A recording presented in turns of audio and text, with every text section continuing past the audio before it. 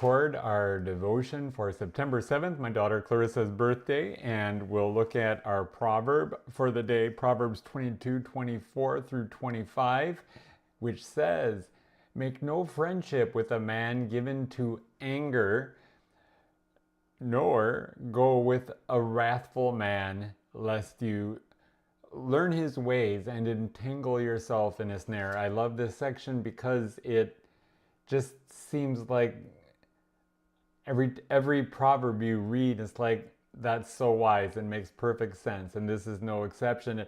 It almost speaks for itself. So the devotion's going to be pretty short, I'll let you know. But as we look at it in Hebrew, there are some interesting things to point out. We have a rare Hebrew verb here that's used a few times in the book of Proverbs, and it means to befriend or associate with someone or to be a companion to them. The phrase, "a wrathful man," means literally a man of rages. It's very colorful, or a hothead. It denotes a person who is characterized by rage. Then in verse 25, we have a phrase that literally says, "You shall receive a snare for your soul." Now, the author of Hebrews talks about sin which clings so closely. And Paul, as he writes to Timothy in his pastoral letter to him, talks about the various snares that pastors have to be mindful of to avoid, such as falling into disgrace or having the desire to be rich or other senseless and harmful desires. Interestingly, escapes from such snares as these is a metaphor for salvation that comes from God, as the psalmist so rejoices in Psalm 124, verse 7, when he says, "We have escaped like a bird from the snare of the fowlers. The snare is broken, and we have escaped." It's remarkable. I remember a trip I took to up by Duluth.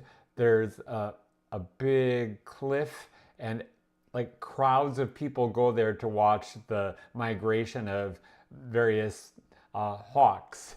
And you can see just about every kind of hawk flying through, hundreds and hundreds of them. And every so often they catch one in a trap, and they bring it and they show you it. And it just kind of blew my mind that these birds which fly so freely can be trapped so easily, and so it is with sin. So as we look at this proverb, then it advises us to not associate with those who are rash and quick-tempered. Why? Well, such people often make decisions based on the emotion of the moment and not on sober judgment. And their anger, even if it's not directed at you, still can harm an innocent companion. Not to mention, when it comes to anger, it's something that, like, if we're not careful, can take control of us, and we find our body going through a response that we didn't intend. So it's best to learn to be able to manage those feelings of anger.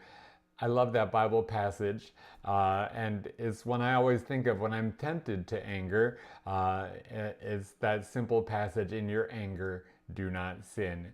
Well, may God be with you. And